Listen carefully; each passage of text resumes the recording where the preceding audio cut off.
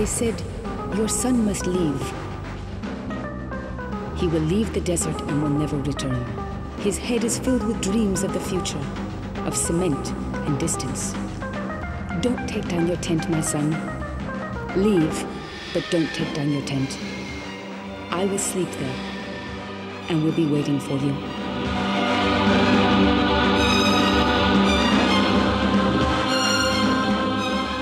Chinguetti is the seventh holy city of Islam, a dying city in the middle of the Mauritanian desert. The only thing left of its splendor is the memory of a glorious past and a certain pride against the encroaching desert. For centuries, when the date harvest arrived, the nomadic families joined together in the nearby palm groves. In the last few years, the gradual abandonment of nomadic life has separated families even more, and the Getna, the date festival, is now a gathering among nomads and city people, among those who still graze in the pastures and those who have emigrated to the capital or abroad. Desert Gathering is the story of some of these reunited families.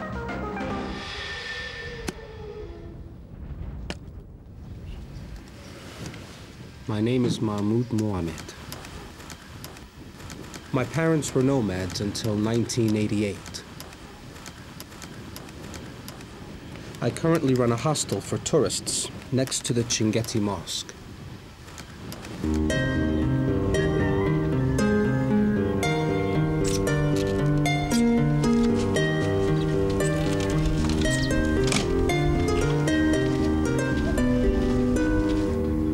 I was born and raised in the desert, although my family has always been connected to this city, which little by little is being buried by the sand.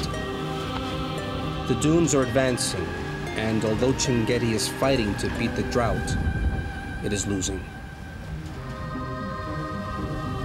But there was a time when the city was very big.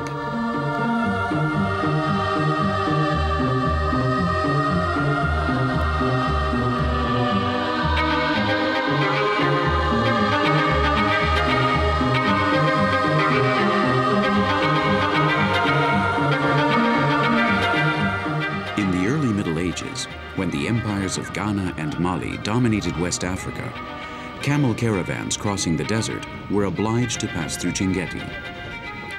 Wise men and poets settled here from all corners of the Arab world. Chinguetti was a pearl in the middle of the desert. Each year, millions of religious followers would pass through this city on their journey to Mecca. There were 11 mosques, many Quranic schools, and libraries where thousands of manuscripts were kept.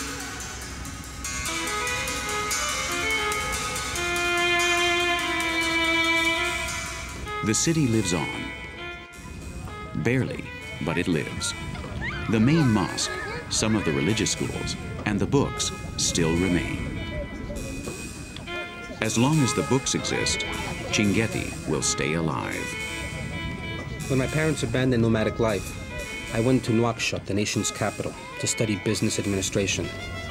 I later returned to Chinguetti, opened the hostel, and began to take care of the library, which is the biggest treasure that my family has.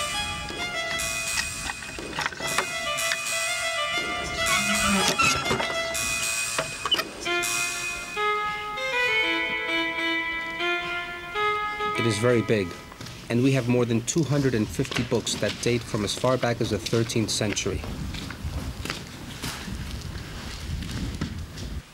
The library was founded by my great-grandfather, who during that time bought, sold, exchanged, collected, and copied books. There are many books about Islam in this library: poetry, medicine, literature, history, many different subjects. The books were never protected, but I have restored them and now take care of them so they will last as long as possible. This is a book that talks about the Prophet Muarra, and it dates back to the 14th century.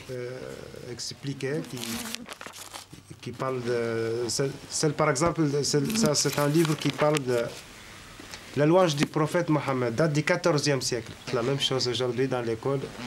Here, we have a Quran from the 18th century. It is for traveling.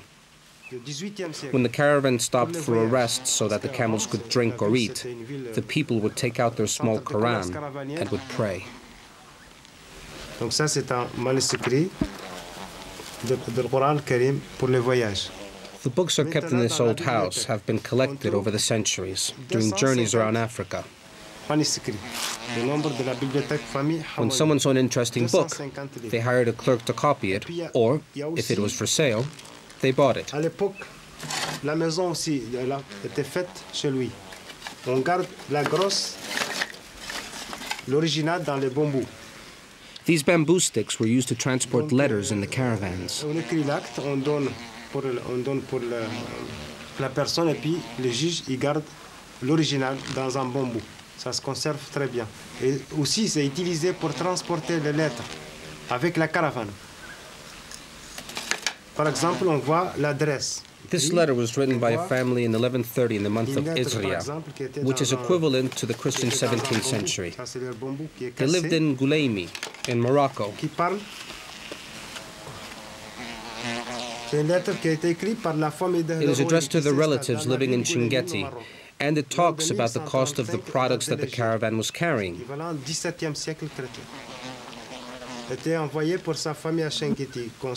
It is written on gazelle skin. There was not a lot of paper during that time, and they used this skin to write.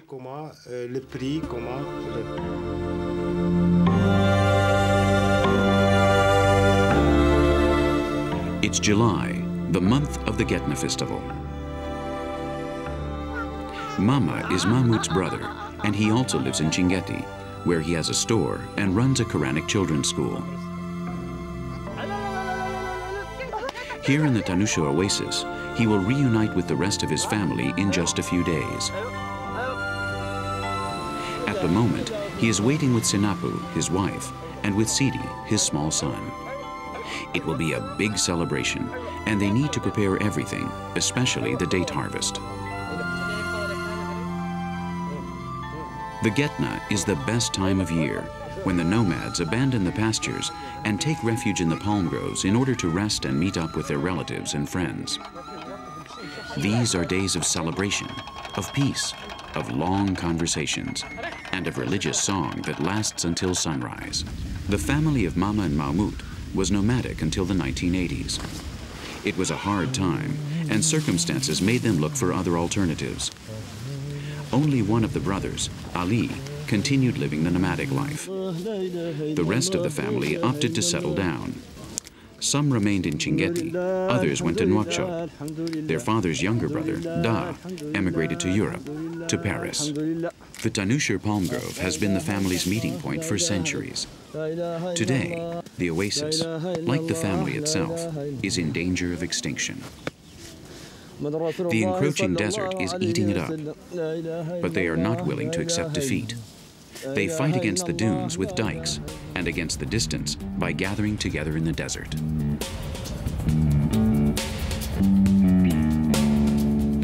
Life passes in the desert without many changes. Ali is Mahmoud and Mama's older brother. He took care of the animals when the rest of the family moved to the city. From the beginning, he lived with his wife Deida and the rest of her siblings.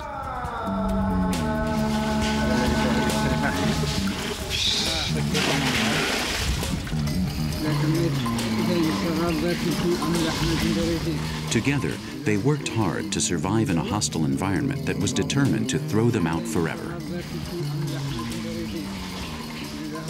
2 horrible droughts decimated the domestic animals, making survival difficult. More than 70% of the population of Mauritania lived on the pastures. The nomads' numbers have been reduced by 50% in the last 20 years. But they held out, and the reward was not wealth, but dignity.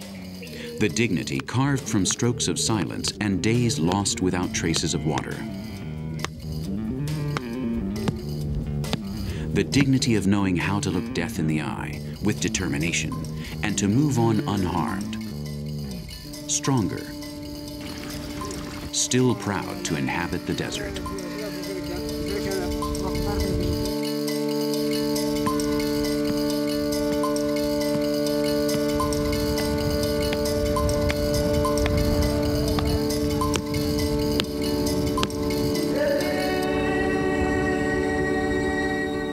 Our mother told us that God created the desert as a place to roam freely.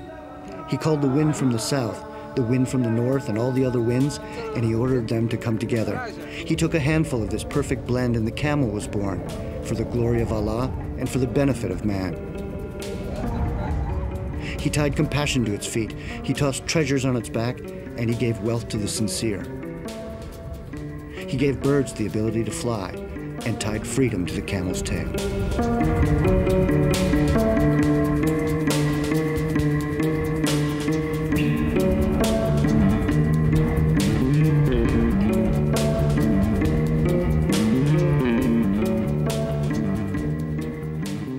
The desert is not only made of sand and silence. The nomads always needed cities to return to, reference points to determine impossible distances. This is how Tombouctou, Agadez, Insalah, and Chinguetti came about. Stable realities for a shifting world. Chinguetti is the holiest city of the Saharan desert. To die among its decrepit walls is to die a little less. Islam penetrated the Sahara the same way everything happens in the desert, slowly but relentlessly. It arrived from distant Arabia, loaded with absolute truths, and in just a few years, that unique God was reborn, accompanied by other gods and foreign spirits, by fetishes and holy men that protect a man during his life and guide him after death towards paradise.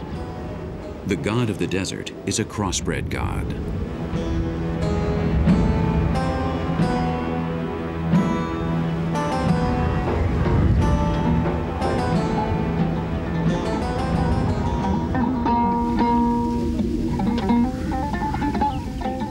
I spend my time preparing for the Getna celebration, going from one place to another. In just a few days, the rest of my relatives will arrive from Nouakchott, and we will go to the palm grove. I have just come from Salif's home to invite him to the celebration. Salif is the best griot, or storyteller, in Chinguetti. He also plays the tedinit, the traditional guitar. Everyone else has turned to electric guitars and uses amplifiers so that they can be heard from as far as possible.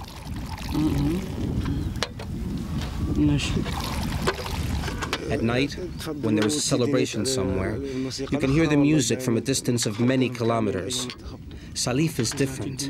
He still tells the stories of the ancient legends and plays the music of the Haima games.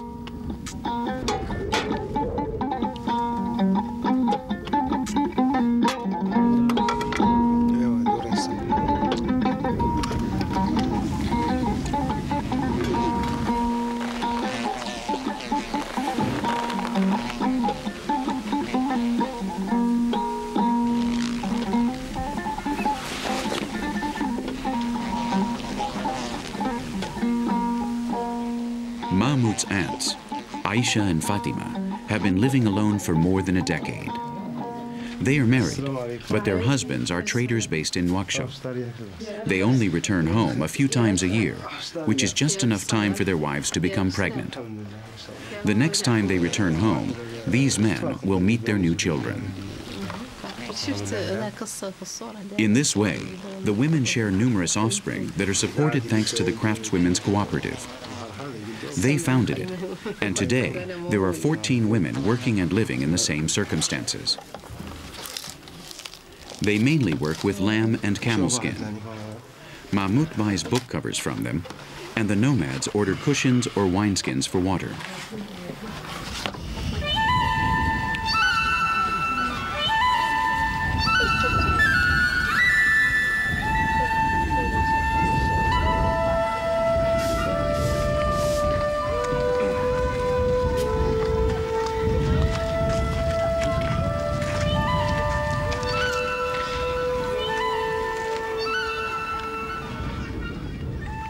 Old Yeslim practically forms part of the family. He worked for my father for many years. When we abandoned the nomadic life, he settled in the city, where he continued to work as a blacksmith, his lifelong profession.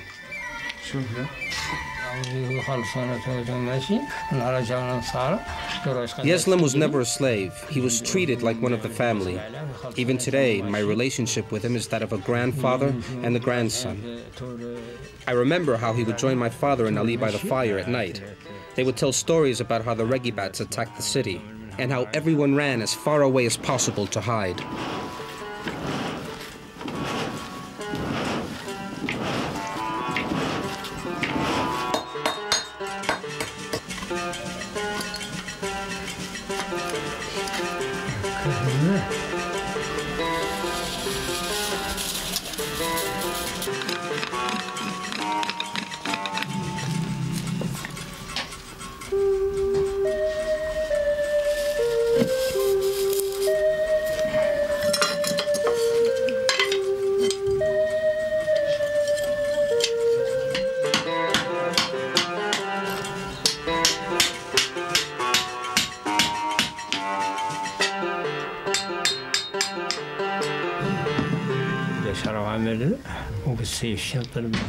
Things have changed, but the world is not better or worse, just different. Before, work was much more difficult. There was less food, but we could find water easily. Tourism has brought a lot of progress. I could not live just from the orders from the people here. Foreigners order locks, keys, pins. Some even bring me the measurements of their front door.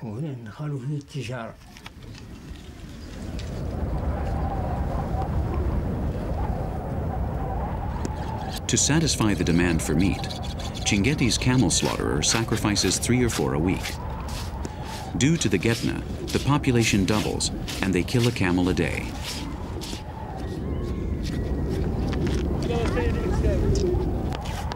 Before cutting the camel's neck, it is placed facing Mecca. The animal falls to the ground without any commotion, and the butchering begins, which lasts almost an hour. The camel is, as they say, a recent arrival to the desert. Before the renowned caravan routes, the so-called cart routes had existed in Roman times. These routes connected the Mediterranean with sub-Saharan Africa, but the journey was made in horse-drawn carts. It's also true that at that time, the Sahara was not as vast as it is today, and the journey was not as difficult. Due to the dunes' gradual advance, it became impossible for horses to make the trip, and so camels were imported from Arabia. They quickly became essential for the men of the desert. What would have become of mankind in the Sahara without camels? Without camels, the desert would only be a home for scorpions. No part of the camel is wasted, whether dead or alive. The head, hoofs, tail, everything is eaten and used in many ways.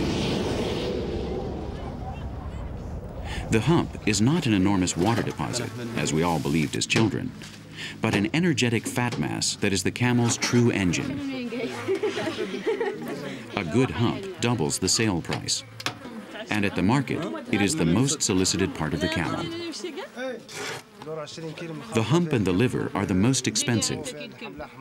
The rest of the internal organs are the least expensive. The camel is a democratic and solitary animal, in life and in death. Alive, they have served as a king's mount and as the slave's beast of burden. Once at the market, the camels are butchered into delicacies for nobles and protein for the less wealthy. يا منادم 8 انجي اسمع دي نقول لك 8 انجي وقف عندي اللي اخذ انت بدك كتير ايوه تودي العدسان طيب بالكبده وين بدي لكن هيدا ودي وصار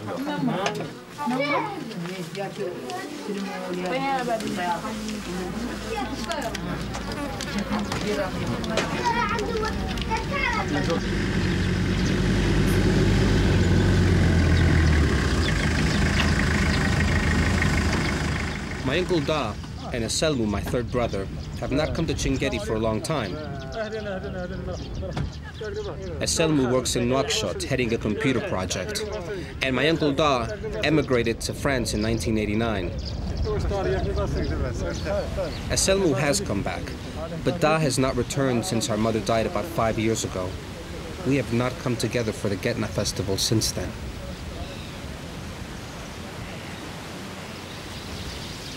Mahmoud has been working in experimental agriculture for several years as an alternative to the traditional economic resources in Chinguetti. He has a garden in the palm grove near the city where he cultivates new plants, which are unknown to this area.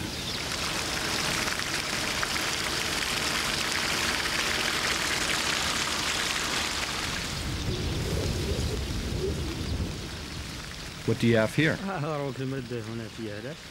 There's a palm grove that I planted last year. The livestock usually comes and eats the dates from the lowest branches, which is why I've put up a fence. Air can get in, and so does sunlight. We can't even pick the dates. Of course you can't. We can't either, nor the children who often come here and tear them off. You have truly done a good job.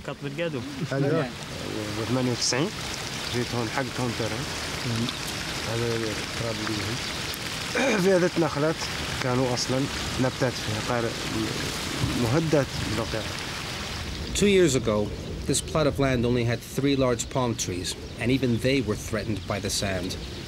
I dug this well, bought machinery, leveled the land, and built a dike to keep the dune from covering it. Everyone else only plants palm trees, that's all they believe in.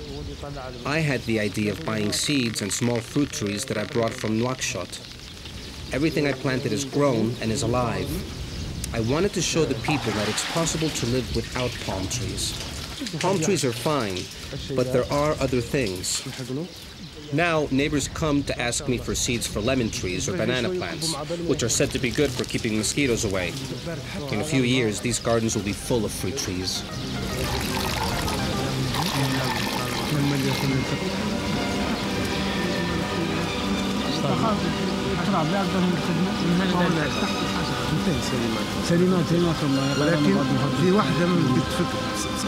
أنا بايك تختار مفضل عن مفضل الأولى اللي شفت فيها نفسي جابرهم من نفسي واحدة لا تنتهي خذ قياس من عينات النباتات طبيعية وعندها مضخات صبر الميت اللي تحت الشيء تحتها ذب مصوب من الظاهر مصوب تدخلوا. Mahmoud's family belongs to the Brotherhood of the Tijaniya. Organizing brotherhoods of the faithful around the figure of a holy man is a practice that is looked down upon by Orthodox Muslims. Beginning in the 13th century, the Sufis reacted against the strict Islamic orthodoxy and adopted more mystical interpretations of the Book of Law. In some way, the Sufis' more open attitude facilitated the mixing of Islamic beliefs with those prior to the arrival of Islam. Beginning in the 13th century, the Brotherhoods and the Marabouts, the holy men, were essential elements for the expansion of Islam in West Africa, and Chinguetti was one of the centers of that expansion. Eselmu and Da form part of the Brotherhood, even though they don't live in the city. The Brotherhood is a group of people who are faithful to an idea, and they belong to the Brotherhood despite the distance. The Tijaniya Brotherhood is the biggest and most flexible of Mauritania's brotherhoods. Its rights are simple, and its demands are few, which has made it very popular. In Chinguetti, there are still some ancient madrasas, the Quranic schools that made the city famous throughout the Islamic world. The Marabouts have taken on the responsibility of keeping a 1,000-year-old tradition alive, which still attracts young people from the farthest corners of the country. The madrasa is more than a school, or better yet, it is a school in the broadest sense of the word. It is a space and time dedicated to the discussion and exchange of words from the Prophet Muhammad. These boys who are now listening to the marabut are being initiated in a language that is as valid today as it was on the first day. Today I want to talk about the problems and advantages of the modern world.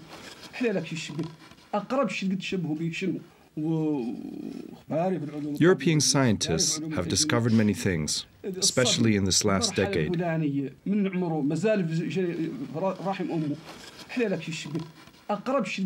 Let's discuss what the Quran's point of view is. The Quran and the teachings of Hajj Omar or Hamed Al-Tijani are still valid today. Although it appears that new advances have brought new problems, it's not true. The problems have always been the same: egotism, vanity, and the desire to possess more and more. I agree. We find answers to everything in the Quran. It is simply knowing how to interpret its meaning and being able to adapt it to our circumstances. In the Quran, God tells the story of two men who fell asleep in a cave. When they woke up, they realized that 300 years had gone by while they were sleeping. Nothing was the same. The form of government, the people, the customs. Don't you ever feel like those men did when they came out of their cave?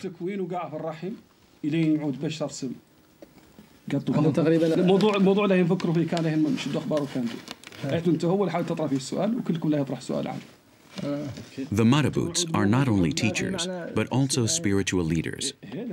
In the past, they had moral authority, which allowed them to influence the decisions made by the tribal leaders. Today, this power has evaporated before the high circles, but not amongst the rest of the population, which still goes to the marabuts for advice or to ask for an amulet to ward off the evil eye.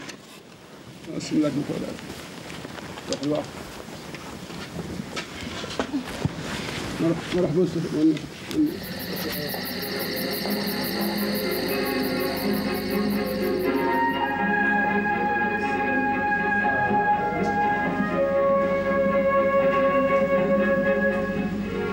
me?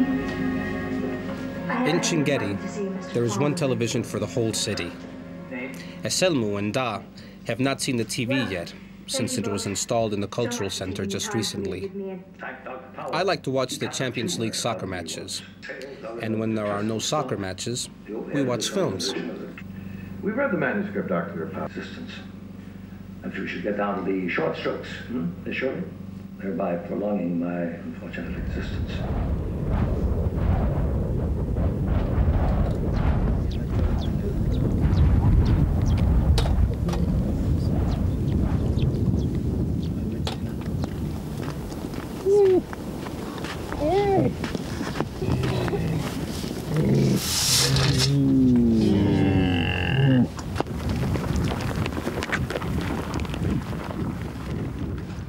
It would be naive to declare that the nomads live in a time capsule. Aside from the peaceful and heady aspect of the camp, many things have changed in the last decade.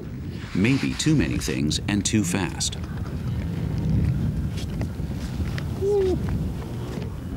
Nomadic life in Mauritania, as in the rest of the world, is a lifestyle headed for extinction, one that is breathing its last and giving way to urban life. In Sahel, the main causes for the disappearance of the nomads are the drying wells, the lack of trust towards men who do not respect the frontier, and the call of the city.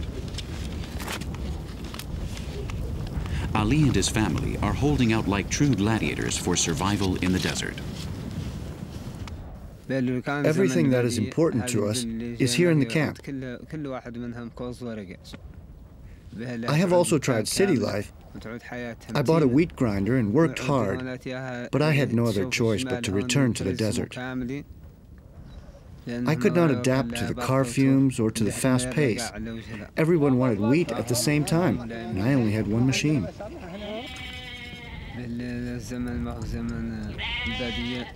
I don't want any other life but this one. But my children want to study. The money that my wife and I earn from the sale of animals pays for our children's education. Our older children live in Nouakchott, and they only come back on vacation in order not to forget about us. My dream is for it to rain for days and days on end, until the dry land becomes an immense green meadow and our children come back to live with us forever. I dream this every day. Here, life is hard, but Ali and I do not like the city. I prefer to be close to the animals. Aside from the difficulties, there is still enough milk and food to live without going hungry. We have everything that we could possibly want, but without luxuries. Sometimes we go to Chingeti, we sell some animals, and we buy the things that we need: salt, rope, tea. Ali and Deida divide the daily chores equally, with no more conflicts than any other couples with 30 years of dedication behind them.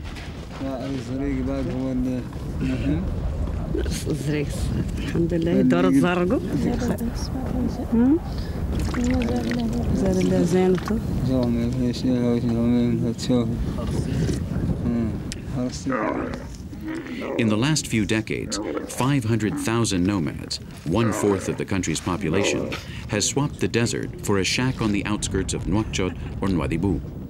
And another 600,000 people have left the country.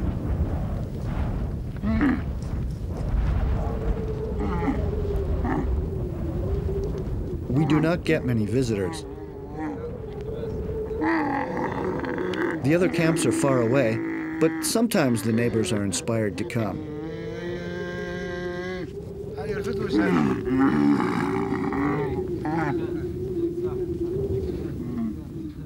And there's one person who never fails to come.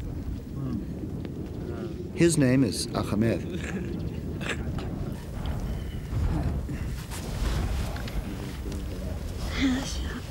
My radio is the only one within many kilometers that can pick up broadcasts from Europe, and Ahmed comes every day to listen to the French radio newscast. His brother immigrated to Marseille 3 years ago, and he says to him by listening to the French radio. He wants only to follow his brother's footsteps. I don't mind doing him this favor. In fact, I've also gotten quite accustomed to listening to it. And when Ahmed isn't here, I often tune it in anyway. Neither of us speaks French, but it has simply become a habit.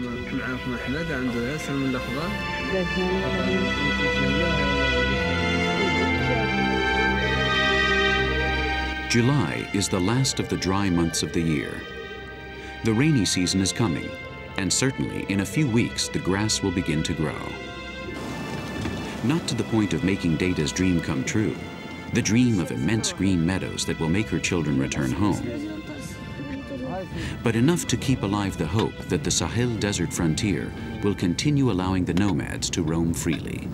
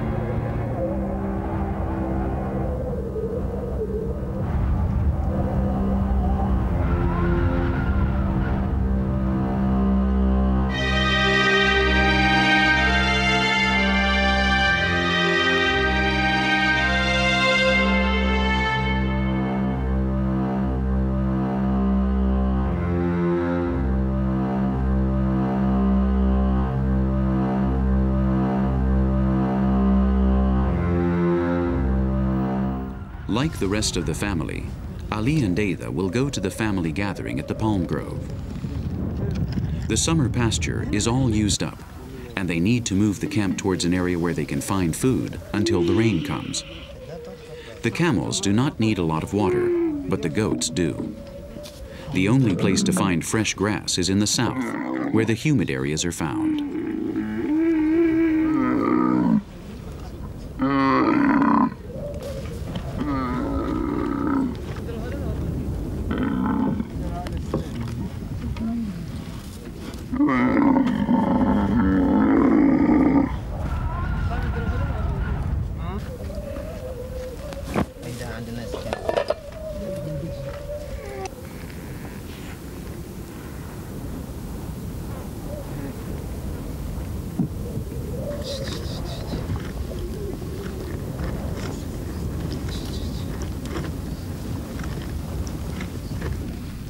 It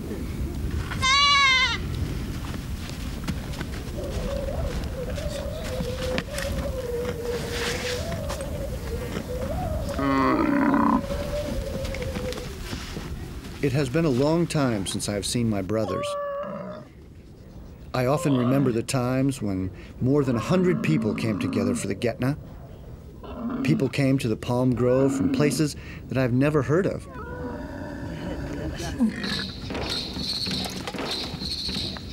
We only see my uncles and cousins at the Getna, which is why we anxiously await this moment. At night, our parents would stay up talking and singing until very late. My cousins, my brothers and I, would leave the palm grove and walk for a long time until the haimas looked like small lightning bugs and the canticles could barely be heard. Then, everyone started to leave, one by one, and we never came together again. I've not gone to school, but I like to listen carefully to what people say. I have memorized a phrase that a foreigner once read to me. He said that walking is in itself an encouraging movement. One's head becomes just as vivacious as one's legs. He who walks gives free rein to his fantasy, imagination, and thinking. He who walks this way has no possessions. Possessions require a sedentary life. You have to stay where you are. In the desert, since nothing owns us, we own everything.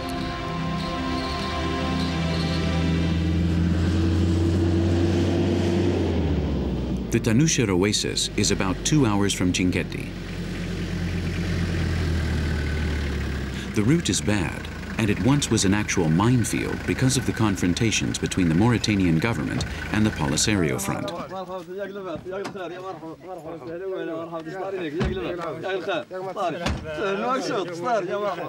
With the end of the colonial period, during the second half of the 20th century, they divided the land, and Mauritania was established as a new state south of Morocco. For the family, the Getna festival is the best time of the year. The dates are ripe, and it is the perfect excuse to continue relaxing. Harvesting dates is not big business in the Tanushir Oasis. In fact, no one collects them with the idea of selling them, but rather, their only intention is to eat dates during the entire month. And if need be, they dry some of them in order to eat them throughout the year. During the Getna festival, everything takes place slowly, and with a certain routine as well. They get up every day at sunrise, and before the sun is so high, making it impossible to walk out in the open, they collect the dates. As the days go by, it is more difficult to find palm trees packed with them. What a pleasure it is to peel a ripe date and let the sugar pulp slide down your throat. Not all the dates are the same. There are different levels of quality, more than 100 types, distinct flavors, and they even look different. There are very few palm trees that can offer juicy dates. Fertile trees are well looked after, as if they were members of the family. A fertile palm tree should be taken care of throughout the year and protected from the sand. It's an investment. There are many people who will pay a lot of money for a fertile palm tree. Before, only the nomads came to these areas. But now, it has become a fad among those who earn money in the city. As soon as a business works out, people buy a herd of camels and a palm tree.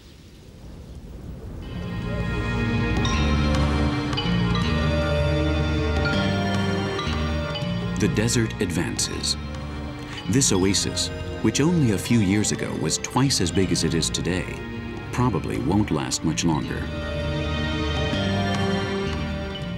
When Saint-Exupéry said that a man's kingdom is interior, like the desert, that it is not made up of sand or of veiled Tuaregs, he must have meant the invisible desert, which is as real as the other one, although only a few people can perceive it.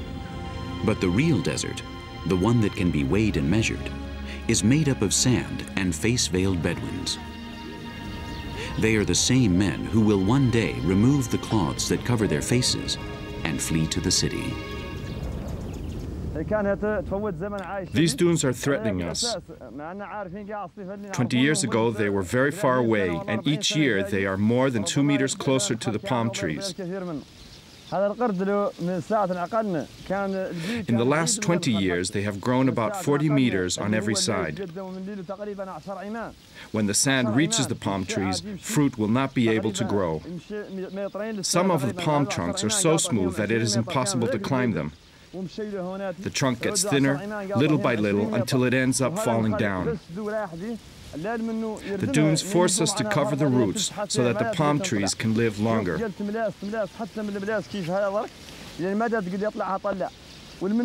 If this continues, in 15 years, there won't be any palm trees nor anyone to take care of them.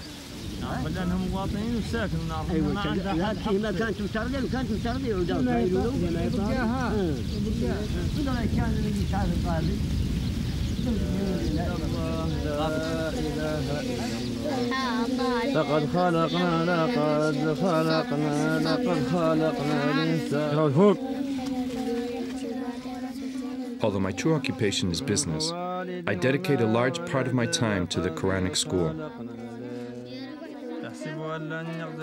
In Chinguetti, I give classes to children of all ages, but here in Tanushar, I only have a straw hut where every afternoon I work with the youngest children. The children of today do not like to study very much. They like to play. They are not like us. Today, everything is different. يحسب أن لن يقدر عليه أحد يقول أهلكت مالا لبدا يحسب أن لم يره أيحسب التاء فوقه التاء فوقه ثنتين ما فوقه ثلاثة والثاء فوقه ثلاثة ما يشتغل قوم أرجع البلة.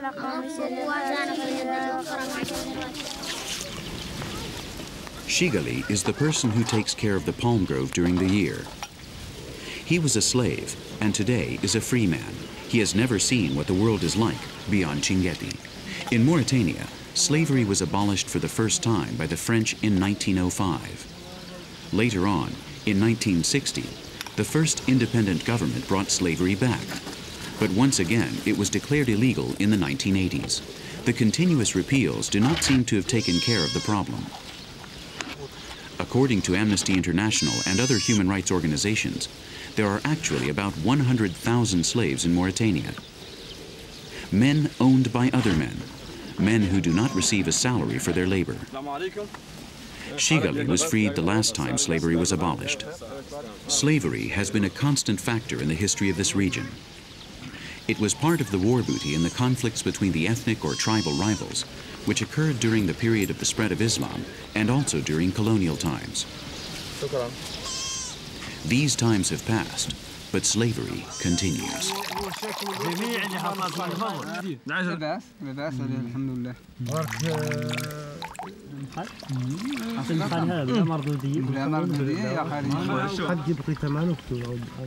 After such a long absence, the men of the family join together to eat and talk about their lives.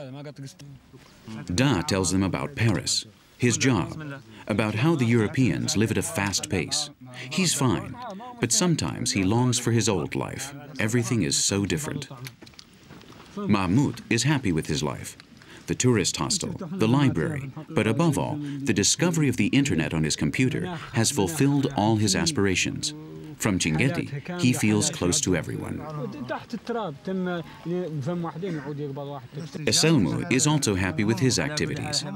He thinks Nouakchott is growing quickly and will soon be a modern city with a big future, which means the children in Mauritania will not be any different from other children around the world. Mama agrees and also believes that his children will have a better life. And Ali hopes that he won't be the last nomad. He hopes that life does not only exist in the city, and that the new generations will continue to appreciate the true beauty of the desert. Temperatures can reach about 50 degrees Celsius at this time of year. During the hottest hours of the day, there is no choice but to take refuge inside the khaymas. They drink tea, a lot of tea, and they play cards. Men and women play, one game after another, with plenty of laughter and a few debts acquired while playing cards. These are not economic debts, but penalties such as putting cushions on top of one's head without letting them fall off. If the cushions fall, another one is added on. Another penalty is trying to blow the cards over so that they land face up. With such heat, blowing energetically is pure torture. Sometimes the losers have to go outside and walk around the tent. Other times, they have to paint their faces with charcoal. Mama cannot play cards. He recently visited Mecca, and he's not allowed to participate in any sort of game. He watches, gives advice, and laughs at the losers paying their debts, but he does not play. This game, however, is for women only.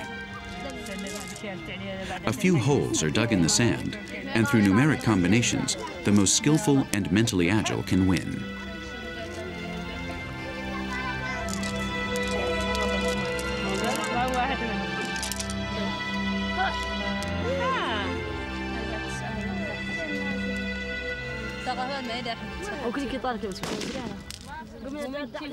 Another one of the male activities during the Getna festival is target shooting. More than just a sport, it's an act of recognition of the past.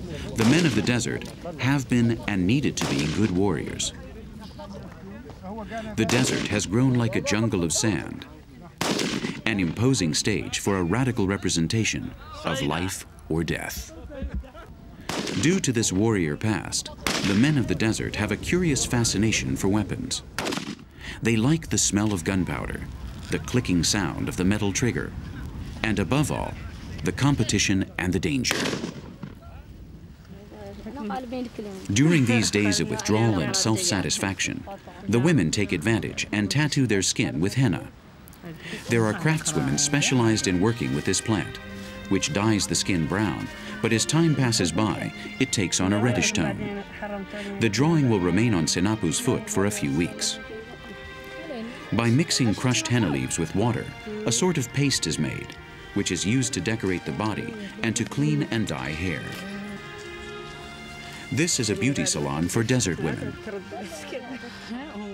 A henna tattoo may last a day.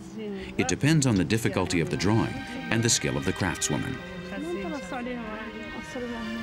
They have not changed the decorative designs throughout the centuries. They are the same geometric forms found on the facades of the Walata homes or on the walls of Marrakesh or the Alhambra in Granada.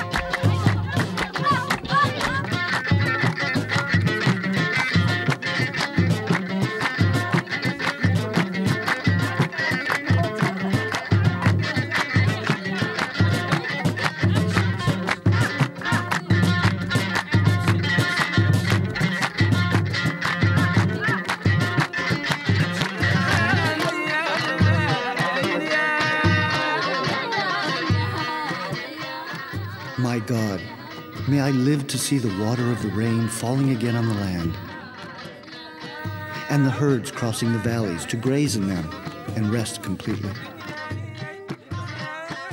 And listen to the men that accompany them singing the notes of the violin.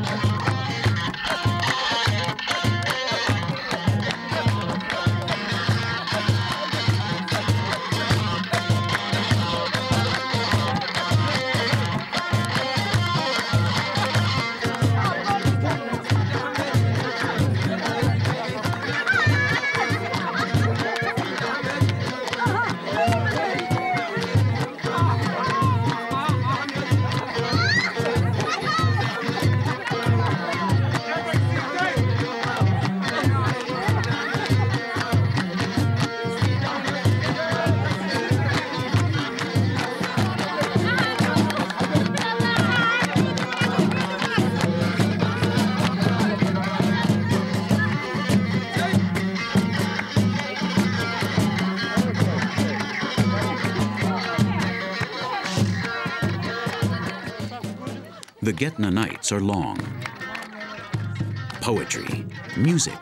They take possession of the palm grove, and the sound of the Tidinit reaches the highest dunes. The place where Ali and his cousins walk to see the camp in the distance and to listen to the music, like a murmur caressing the distance.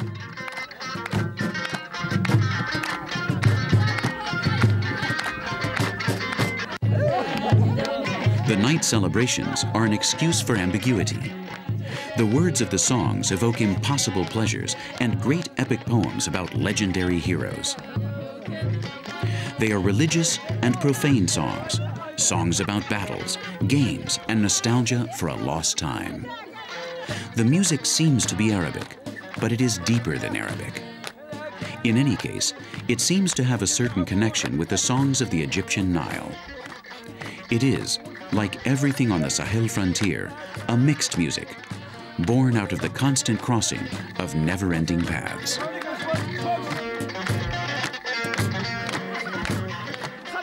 Many years have gone by. For everyone, this gathering is a cure against oblivion. Since our mother died, it seems as if time has moved faster. She kept us together, and although we left, there was always a motherly tie that made us return. All we had to do was follow that invisible cord. But here we are, together again, together to remember her and honor her memory. I am so happy to be with them. The women wait, like the land, like the desert. They seem immobile, eternally waiting. The women are the ones that remain, constant in a world that is slowly surrendering. The mother of Mahmud, of Ali, of Mama, and of Eselmu is not with them anymore. But the desert is an immense mother, an eternal wife for men with distant eyes. In the desert, there will always be a mother to continue nursing life.